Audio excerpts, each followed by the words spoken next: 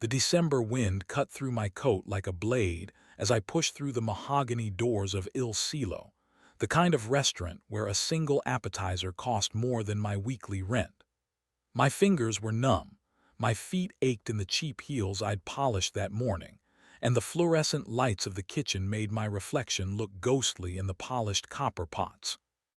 I was 23, invisible, and exhausted in the way that comes from working 3 jobs while your grandmother slowly forgets your name in a state-run facility across the city. Table 12 needs water, Marco hissed, and I grabbed the crystal pitcher, careful not to let my hands shake. Table 12 sat in the private alcove, the one with velvet curtains and a view of the Milan skyline glittering like broken promises. I'd served politicians there, actors, men who wore watches worth more than my student debt. But tonight, the man at table 12 made the air feel different, heavier, like the moment before thunder. He was maybe 35, dark suit tailored so precisely it seemed painted on, black hair swept back from a face that belonged on Roman coins. His eyes tracked me as I approached, the color of espresso, and something in my chest tightened. I poured his water without spilling, a small miracle given how my pulse hammered. He didn't look at me the way most men did, through me, past me, around me. He looked at me, and it felt like standing too close to a fire. "Your server will be right with you," I whispered in Italian, my accent marking me as an outsider even after 5 years in the city. He nodded once, a gesture so economical it felt like a dismissal and an acknowledgement at the same time. I retreated, but I could feel his gaze following me back across the marble floor, a weight between my shoulder blades. 2 hours later, my phone buzzed in my apron pocket, the hospice number. My stomach dropped as I ducked into the supply closet, my hands fumbling the screen. Pronto. "Miss Kovach, your grandmother had another episode. We need authorization for—" The nurse's voice crackled, clinical and impatient, and I switched without thinking into Croatian, my first language, the one that tasted like my grandmother's kitchen in summer on the Adriatic coast I'd left behind. I begged for more time, for another week before they moved her to the cheaper ward, for mercy I couldn't afford to buy. When I hung up, my face was wet, and I'd forgotten where I was until Marco yanked open the door. "Get back on the floor," he snapped.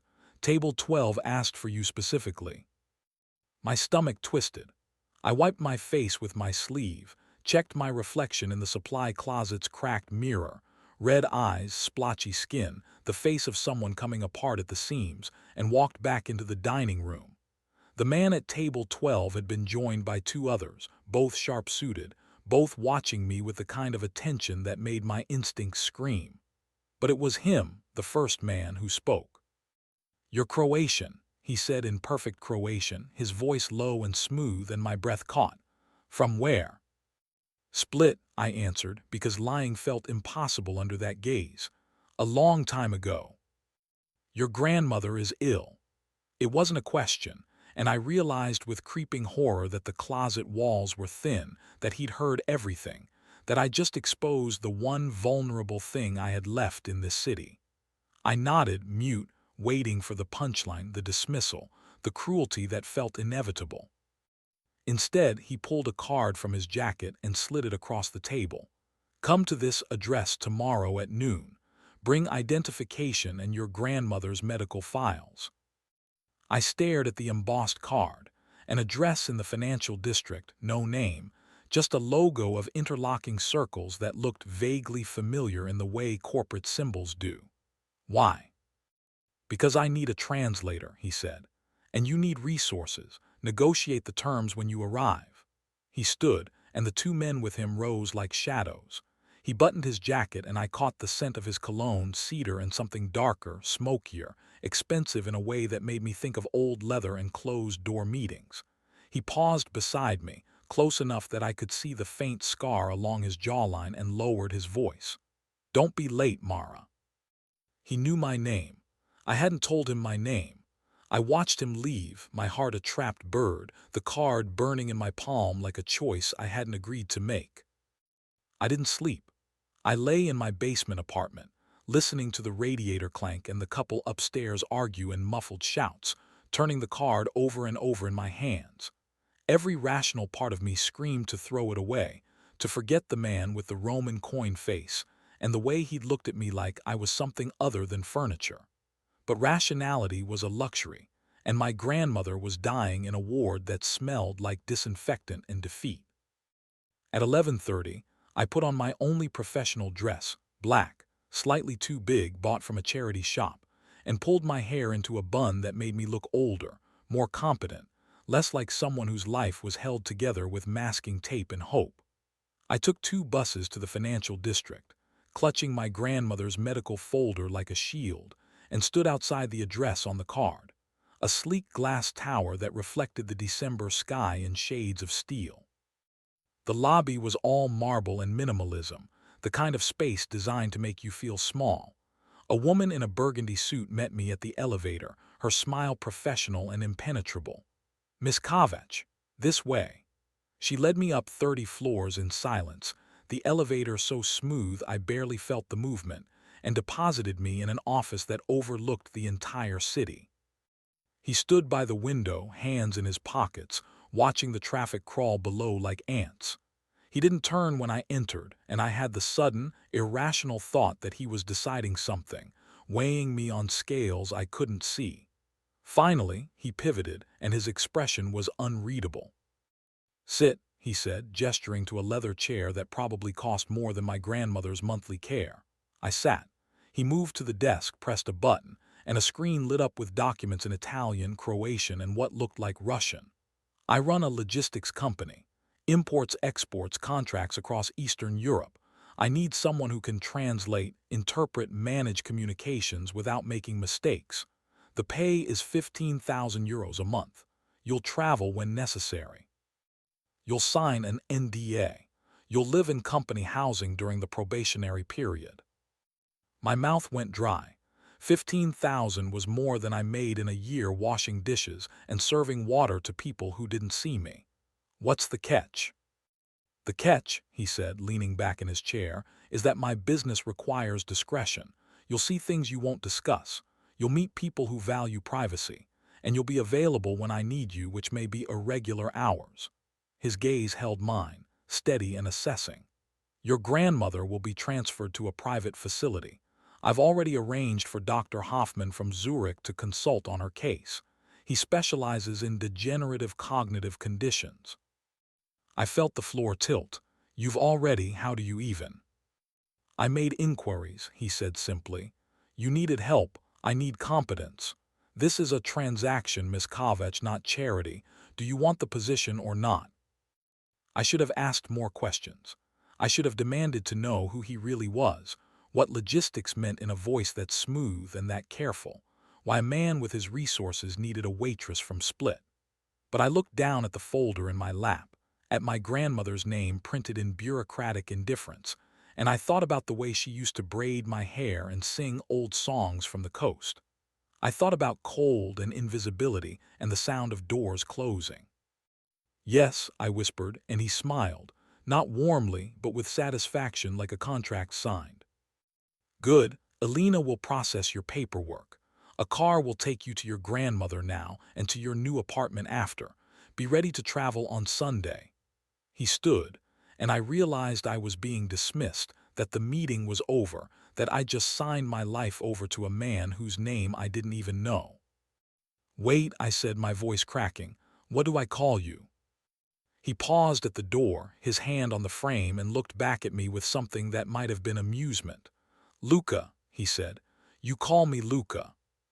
The car was a black sedan with leather seats that side when I sat down, driven by a man who didn't speak except to confirm the hospice address.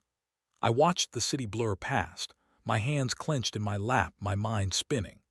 Alina had given me a phone, new, expensive, with one number already programmed, and a thin folder of documents that included a key card, a building address, and a schedule that began on Sunday at 6 a.m. At the hospice, everything had already changed. My grandmother had been moved to a private suite with a window overlooking a garden, the kind of room I'd walked past 100 times and never imagined affording. A nurse I didn't recognize smiled at me with actual warmth, and said Dr. Hoffman would arrive tomorrow to begin his evaluation. My grandmother was asleep, her face peaceful in a way I hadn't seen in months, and I sat beside her bed, holding her papery hand, and cried quietly enough that no one heard. "Thank you," I whispered to the empty room, to the man named Luca who'd rearranged my life in the space of 24 hours, and I felt the weight of what I'd agreed to settle over me like snow, beautiful, cold, and impossible to shake off. The apartment was in a converted historic building near the Duomo, all exposed brick and modern fixtures, with a bedroom that had an actual closet and a kitchen I didn't know how to use. My belongings fit in 2 garbage bags. I stood in the middle of the living room, staring at furniture that matched, at curtains that blocked out the noise, and felt like an imposter in someone else's life. The phone buzzed. A message from the programmed number: wardrobe delivery tomorrow at 9 a.m. Passport and documents ready for Sunday. Rest. I typed back, my hands shaking, "Thank you." 3 dots appeared, then disappeared. No response. I set the phone on the counter and walked to the window, looking out at the cathedral's spires lit gold against the night sky, and wondered what I'd just walked into. Somewhere in the city, Luca was making other arrangements, moving other pieces on a board I couldn't see, and I was one of them now, chosen, relocated, owned in a way that felt like opportunity and trap at the same time. Sunday couldn't come fast enough, and I was terrified of it arriving. The car picked me up at 5:30, the city still dark and quiet, and drove me to a private airfield I didn't know existed. The jet was small, sleek, with cream leather seats and a polished wood interior that smelled like wealth. Luca was already aboard, reading something on a tablet, dressed in charcoal gray that made him look like a knife. "Good morning," he said without looking up, and I murmured something incoherent, too stunned by the plane, by the flight attendant who offered me espresso in actual China, by the fact that this was my life now. We took off as the sun rose, Milan falling away beneath us in shades of rose and amber, and I watched through the window until the city became a toy, then a memory. "We're going to Vienna," Luca said, finally setting the tablet aside. "A contract negotiation with a shipping partner. You'll translate, take notes, and stay silent unless I ask you a direct question. These men are traditional, they'll test you, don't react."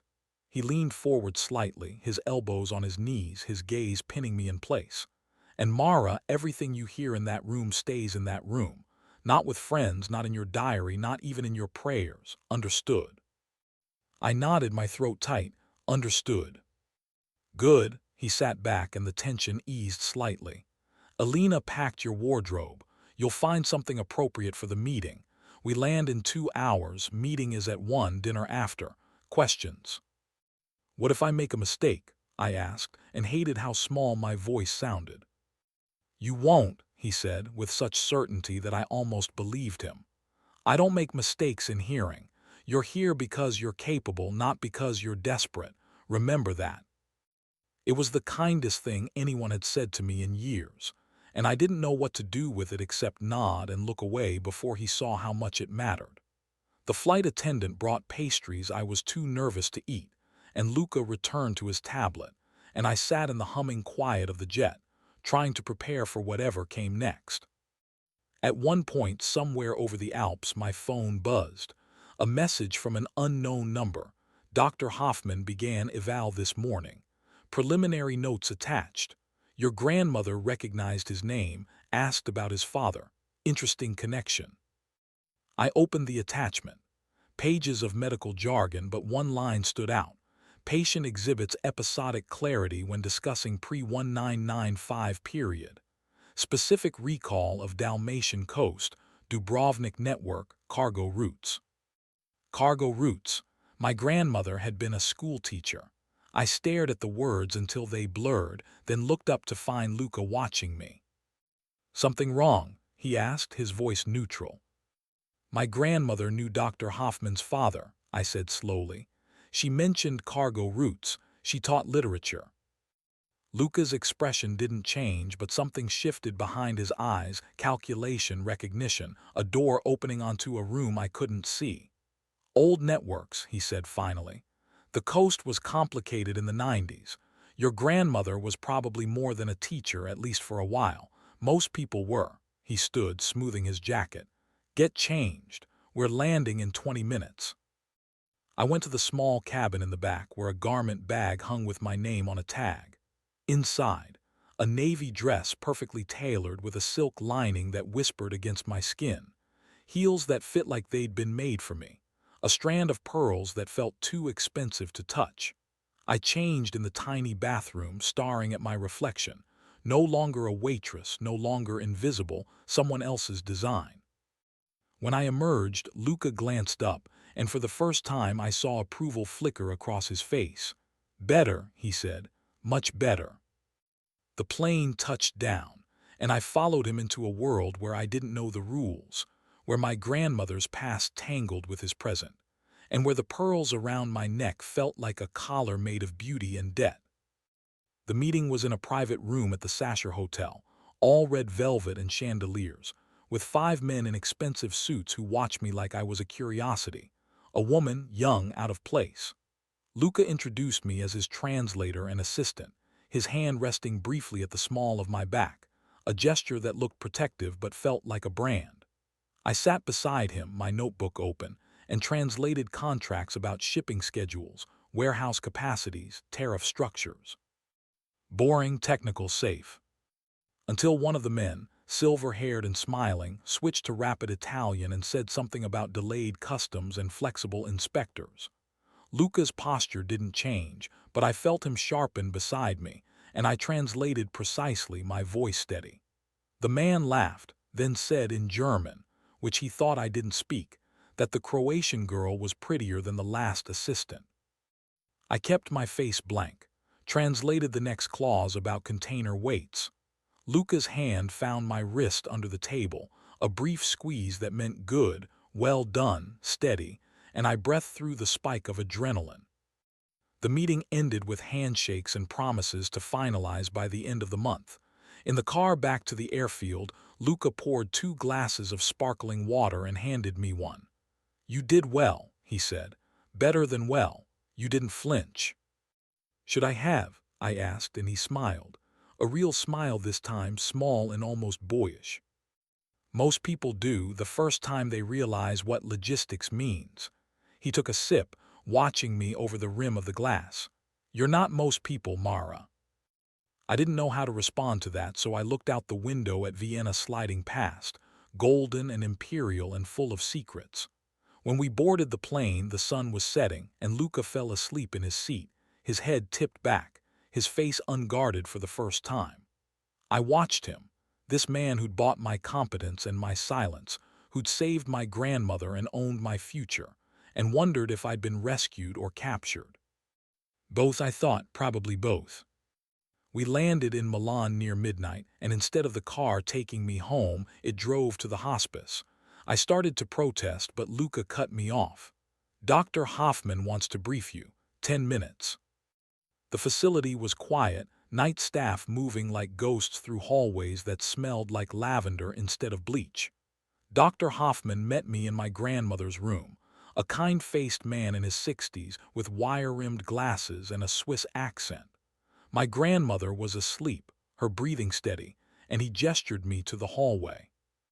She's stable, he said. The new medication is helping, but Miss Kovacs, your grandmother's memory is selective. She remembers the past with remarkable clarity, specific names, routes, transactions. She mentioned your grandfather worked with a man named Petrovic in the 90s. Does that name mean anything to you? I shook my head. My grandfather died before I was born. My grandmother never talked about him. Dr. Hoffman nodded slowly. Petrovic was Luca's father. They ran operations along the Adriatic during the war, moving goods, people, information, legal and otherwise. Your grandmother wasn't just a bystander, Miss Kovacs. She was part of that network. The floor felt unsteady. Why are you telling me this? Because Luca already knows, he said gently. And because you should understand that what feels like coincidence rarely is in his world. He didn't hire you by accident. I stood in the hallway after he left, staring at my grandmother's sleeping form and felt the shape of things shift. Luca had known who I was before I'd ever served him water. This wasn't rescue. This was legacy debt, something older and more complicated than I'd understood. And I'd already signed the contract. When I finally made it home, the apartment felt different. Still beautiful, still safe, but no longer mine. I lay in the expensive bed and stared at the ceiling and wondered what my grandmother had done, what she'd been, and whether I'd just agreed to pay for sins I'd never committed. The phone buzzed. "Luca, sleep well. We leave for Zurich on Wednesday." I typed back, "Did you know who I was, before the restaurant?" Three dots, then yes. I waited, but no explanation came. I turned off the phone, pulled the covers over my head, and let exhaustion drag me under, into dreams of cold water and cargo ships and my grandmother's voice singing songs in a language I'd almost forgotten. Wednesday arrived too fast. I spent the intervening days visiting my grandmother, who seemed brighter, more herself, though she kept asking me about people I didn't know. Petrovic Marco, a woman named Ivana who apparently ran a bakery that was never just a bakery. I smiled and nodded and didn't tell her that I was working for Petrovic's son, that I was tangled in her past like a fly in a web I couldn't see. Zurich was colder than Vienna, the sky a low gray ceiling that pressed down on the pristine streets. Luca's meetings were in a bank, all steel and glass, where men in suits discussed hedge funds and offshore accounts in language so coded I could barely follow. I translated what I understood, took notes on what I didn't, and felt the weight of money moving invisibly, reshaping the world according to rules I'd never learned. Afterward, Luca took me to lunch on a rooftop overlooking the lake, the Alps stark and white in the distance. We ate in near silence, and then he said, without preamble, "Your grandmother saved my father's life in 1994. He was moving medicine across the border, got caught in a firefight. She hid him in her school for 3 days, lied to soldiers, nearly got shot for it." I set down my fork, my appetite gone. "Why didn't you tell me?" "Because I wanted to see what kind of person you were first," he said, his gaze steady. "Whether you'd inherited her spine or just her face, turns out you got both." "Is that why you hired me, some kind of debt?" "Partly," he admitted, "but also because you're good at this, because you think before you speak, because you understand that power isn't loud, it's precise." He leaned back, the winter light catching the sharp line of his jaw. "I don't do charity, Mara, but I do honor my father's debts. Consider this the beginning of settling accounts." "And what do I owe?" I asked, my voice sharper than I intended. "Nothing," he said. "Your grandmother already paid. You're here because I want you here, not because you're obligated. If you want to leave, say the word. I'll set you up with references, 6 months severance, and your grandmother's care continues regardless." It was the right answer, the generous answer, and I didn't believe him for a second. Men like Luca didn't offer freedom with one hand unless they were tightening a grip with the other. But I also didn't want to leave, not the apartment, not the work, not the strange gravitational pull of his attention. So I said, "I'll stay," and watched something like satisfaction cross his face.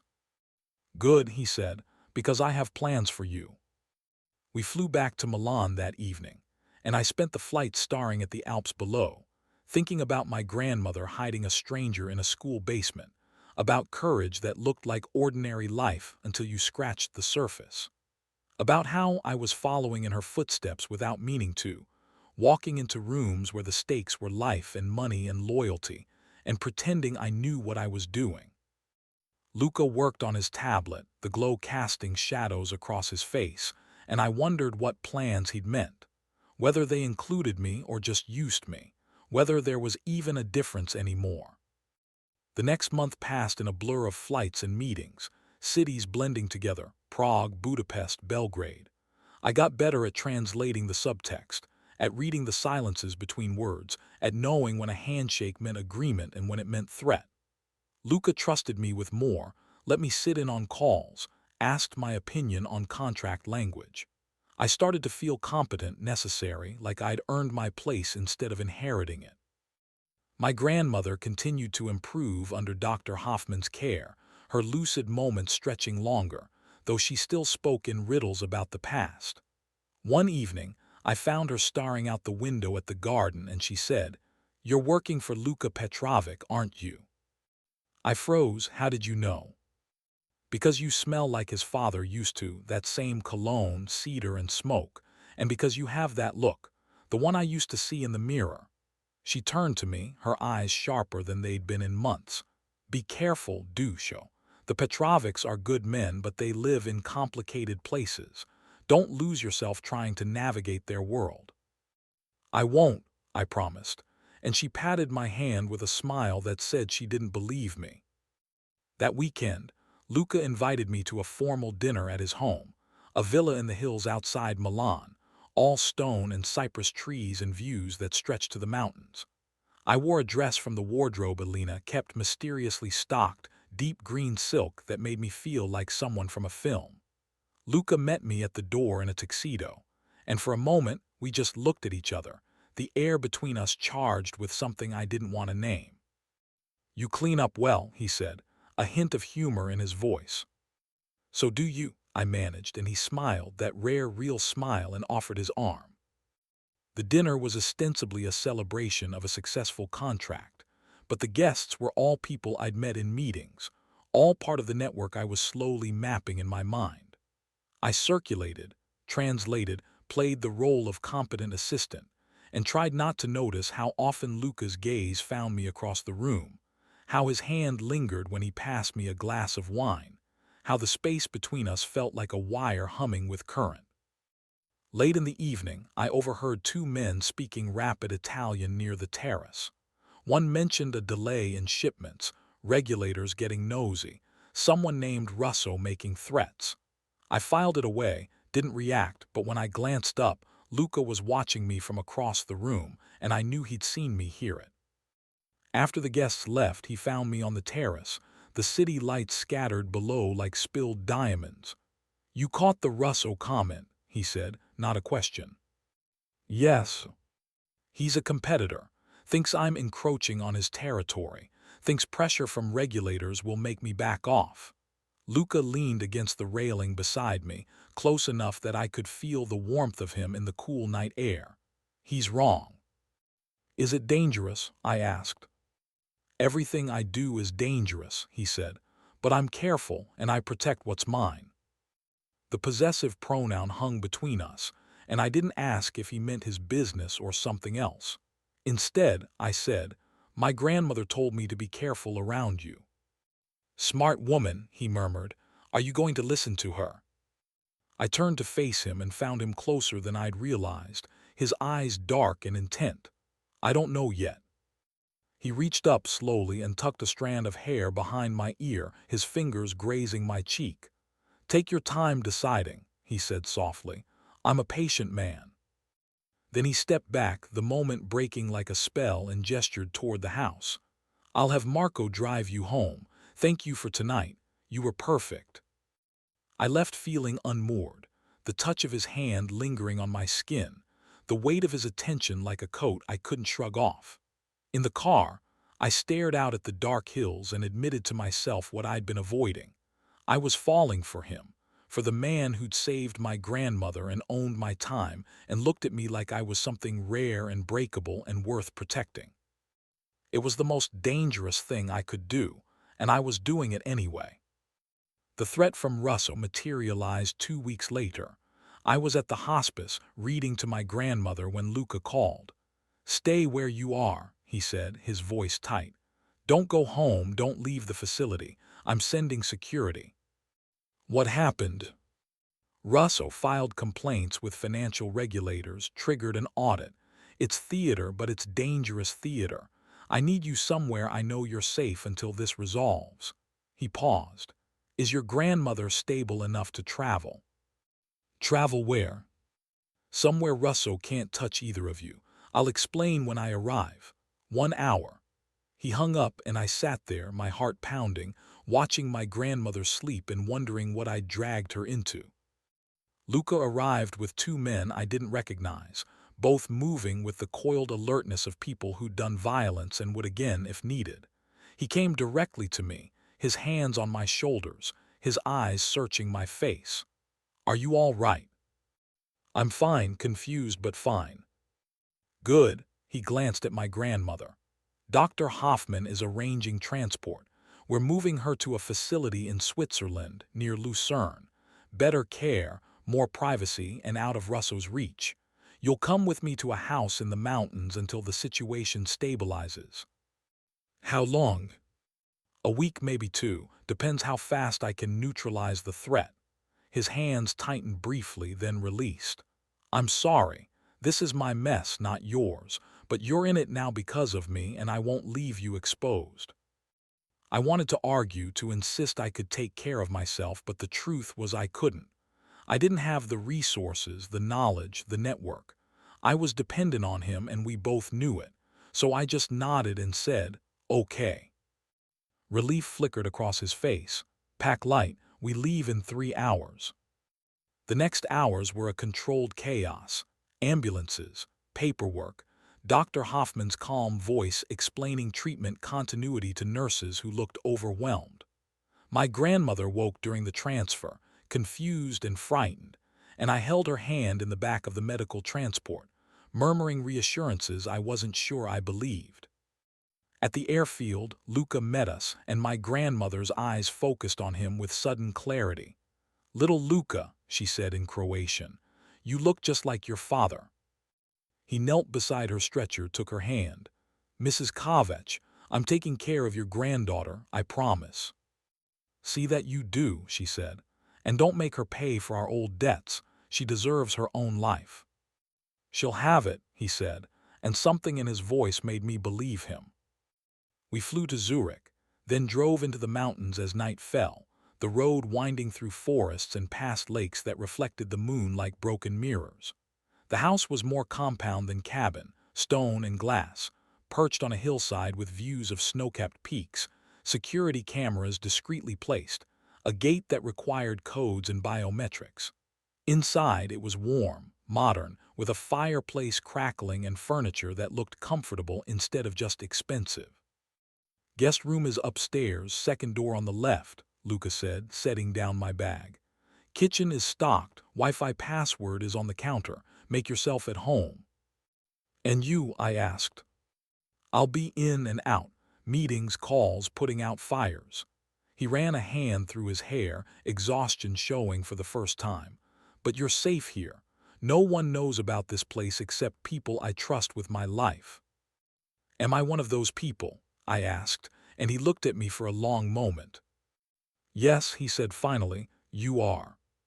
He left me standing in the living room, and I listened to his footsteps fade down the hallway, then climbed the stairs to the guest room. It was simple, clean, with a window overlooking the mountains. I sat on the bed and let myself shake, just for a minute, before pulling out my phone and texting my grandmother's new facility to check on her. "Settled comfortably. Sleeping. Dr. Hoffman will visit tomorrow morning." I sent back a thank you and lay down fully clothed, too wired to sleep, listening to the house settle around me and wondering how I'd ended up here, hidden in the Alps, protected by a man I barely knew, caught in a war I didn't understand. Outside, the mountains stood silent and indifferent, and I thought about my grandmother's warning, about losing myself, about whether I'd already crossed that line without noticing. The first 2 days in the mountains passed quietly. Luca was gone most of the time, leaving early and returning late, his face drawn with stress he wouldn't discuss. I read, cooked meals I barely ate, and took long walks around the property under the watchful eyes of security. The isolation should have felt oppressive, but instead, it felt like breathing after months underwater. On the third night, Luca came back early. I was in the kitchen, chopping vegetables for soup I didn't want, when he appeared in the doorway. He'd loosened his tie, rolled up his sleeves, and he looked exhausted and human in a way I'd never seen. "Can I help?" he asked, and I handed him a knife and an onion without thinking. We cooked in comfortable silence, moving around each other like we'd done this 100 times, and when we sat down to eat, the soup tasted better than it had any right to. "Russo's lawyers are stalling the audit," he said finally. "It'll take weeks to untangle, but I have leverage. Documents that prove he's been skimming from his own partners. I'll use them if I have to." "That's dangerous," I said. "Everything I do is dangerous," he repeated, echoing the terrace conversation. "But I won't let him hurt you or your grandmother. That's non-negotiable." "Why?" I asked. "Why does it matter so much?" He set down his spoon, his gaze locking on mine. "Because you matter," he said simply. "Because you walked into my world with your eyes open and didn't flinch. Because when I look at you, I don't see an asset or a debt. I see someone I want to keep safe." My breath caught. "Luca." "I know," he said. "I know it's too much, too fast. I know you didn't sign up for this. But I need you to understand that this isn't just business anymore. Not for me." He stood, came around the table, and pulled me to my feet. His hands framed my face, gentle despite the calluses, and he kissed me, slowly, carefully, like I was something precious. I kissed him back, my hands fisting in his shirt, and let myself fall into the moment, into the heat and want and terror of it. When we broke apart, I was shaking. "This is a terrible idea," I whispered. "Probably," he agreed, his forehead against mine. "But I'm done pretending it's not what I want." I pulled back, needing distance to think. I need time to figure out what this is, what I want. I can't just... "I know," he said again. "I'm not asking you to decide tonight. I'm just asking you to know that I'm here, that I'm not going anywhere, and that whatever you choose, I'll respect it." He left me in the kitchen, and I stood there alone, my lips still tingling, my heart a riot, and wondered if love always felt like standing on the edge of a cliff, deciding whether to jump or step back. The next morning, I woke to find Luca gone and a note on the kitchen counter. "Zurich for the day. Back by dinner. Be safe." I spent the day restless, unable to focus on books or calls to my grandmother, my mind circling back to the kiss, to the way he'd looked at me like I was the answer to a question he'd been asking his whole life. When he returned that evening, he found me on the terrace, wrapped in a blanket against the cold. He sat beside me, handed me a glass of wine, and we watched the sun set over the mountains in silence. "My grandmother knew your father," I said finally. "She said he was a good man who lived in complicated places. Is that true?"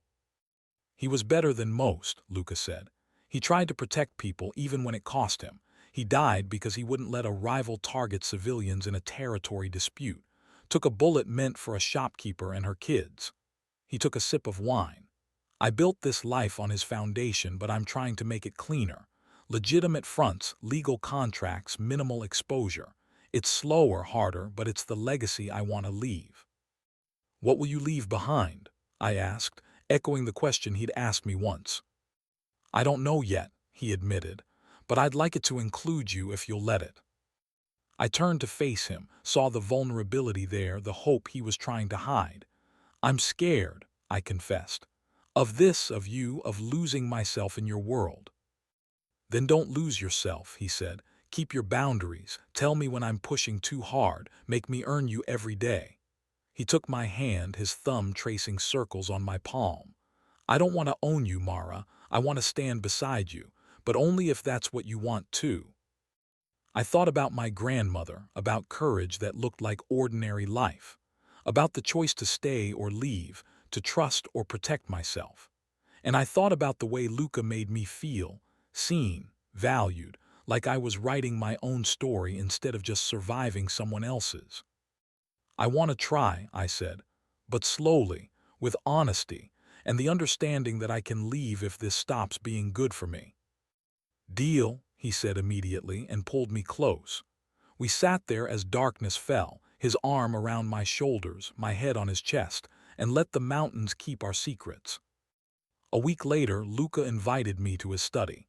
He had papers spread across the desk, ledgers and contracts and photographs I didn't understand. "I want to show you something," he said, "because if we're doing this, if we're being honest, You need to know what you're choosing. He walked me through his father's history, the network that had moved refugees and medicine during the war, the gray areas where survival met profit, the deals that saved lives and lined pockets. Then he showed me his own work, the slow shift toward legitimacy, the partnerships with legal firms and NGOs, the careful disentanglement from the dirtier parts of the business. "This is what I'm building," he said, "and this is where your grandfather and grandmother fit, here in these roots, these connections. They were part of the original network. Your grandfather died protecting a shipment of medical supplies. Your grandmother kept records, hid people, lied to authorities. She's a hero, Mara. And so are you, for what you're doing now." I stared at the photographs, at faces I didn't recognize, at maps of a coast I'd left behind. "I'm not a hero," I said. "I'm just trying to survive."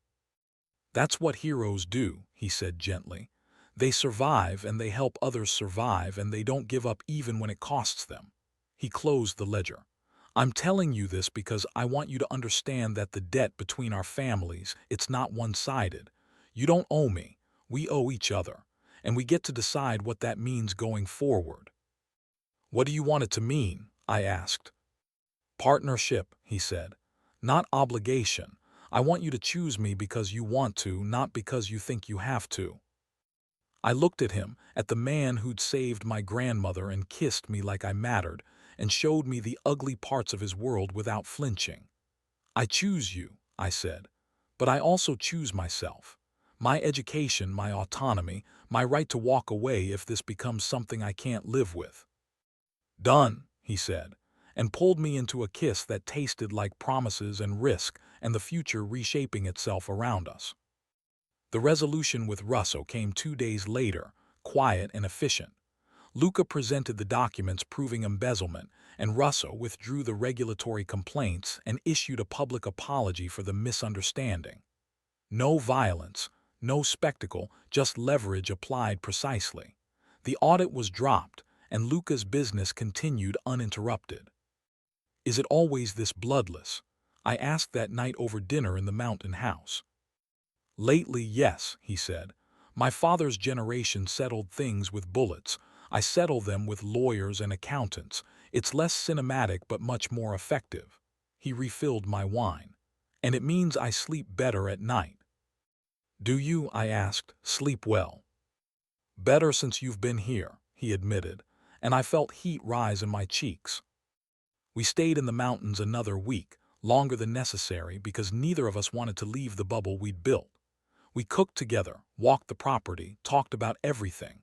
My studies I'd abandoned, his plans for expanding into renewable shipping, our grandparents' war stories, our fears and hopes, and the space between obligation and choice. He kissed me often, always carefully, always giving me room to step back. I didn't step back.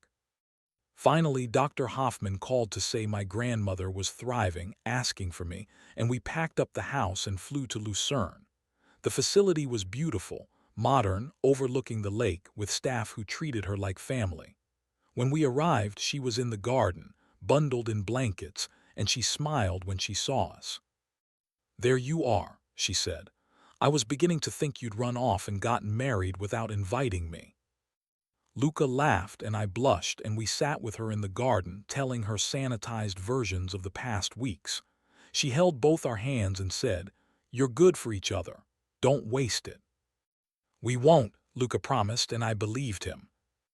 We returned to Milan and life found a new rhythm. I kept working as his translator, but Luca enrolled me in university courses, linguistics, international business, whatever I wanted, and made sure my schedule accommodated both work and study. He bought me books, encouraged my ambitions, asked my opinion on decisions that mattered. We were careful in public, professional, but in private, we were building something real. Months passed. My grandmother stabilized, her condition managed rather than cured, and I visited her every other weekend. Luca came with me often, bringing flowers and stories that made her laugh. His business shifted further toward legitimate operations, contracts with EU ports, partnerships with green shipping initiatives, board seats on nonprofit organizations. He was cleaning up his father's legacy, brick by careful brick. One evening, nearly a year after that first night at Il Silo, he took me back to the villa where we'd had our first real conversation. The terrace was set for dinner, candles flickering, the city lights spread below. We ate, talked, laughed, and then he took a small box from his pocket. "I'm not asking you to marry me," he said, opening it to reveal a simple gold band with a single pearl. "I'm asking if you'll keep choosing me, keep building this with me, keep being the person who calls me on my bullshit and translates more than just words." I looked at the ring, at him, at the life we'd built from desperation and debt, and something that had become love. "Yes," I said, and he slid the ring on my finger, kissed me in the candlelight, and promised me the world would keep shifting but we'd shift together. 2 years later, my grandmother passed peacefully in her sleep, the lake outside her window reflecting the sunset in shades of gold. I held her hand, Luca beside me, and she whispered, "You chose well, Dusho. Live fully." We buried her in Split, on the coast where she'd been young and brave and complicated. Luca arranged everything: the funeral, the travel, the permissions. He stood beside me as they lowered her into the ground, and I thought about legacy, about the choices that echo across generations, about how we honor the past by building better futures. Afterward we walked the shore, the Adriatic cold and familiar against my feet. "What now?" Luca asked. "We keep going," I said. "We keep building, we keep choosing each other." He kissed me, salt spray and promises, and I knew that whatever came next, whatever challenges, whatever complications, whatever the cost of loving someone who lived in complicated places, I'd chosen this. Not because I owed anyone, not because I had no other options, but because this man, this life, this partnership was mine, freely chosen and fiercely protected. We flew back to Milan, to the apartment that had become home, and started planning the future. Luca proposed, officially this time, and I said yes again with my whole heart. We married quietly, my grandmother's pearl necklace around my neck, in a ceremony that honored both our families' pasts and our own choices. Years folded into each other. We built a life that balanced ambition and care, work and love, legacy and innovation. Luca's company went fully legitimate, its history visible but not defining. I finished my degree, started consulting for international firms, became someone with my own reputation, my own power. We had children eventually, taught them both languages, told them stories about brave grandmothers and complicated grandfathers, and the ways love transforms debt into gift. And sometimes, on cold winter nights, I'd remember that first evening at Il Silo, the way I'd been invisible, exhausted, anonymous, and marvel at how a single moment of being seen could reshape a life. How courage could look like accepting help. How love could grow in the space between obligation and freedom, fierce and chosen and ours. The city lights glittered below our window, Milan humming with life and commerce and secrets, and I stood beside the man who'd once owned my time and now shared my heart, and I knew, bone deep, certain, that I'd trade none of it. Not the fear, not the risk, not the complicated inheritance. I'd been cold and invisible once, and now I was warm and seen and mine. That was the only legacy that mattered.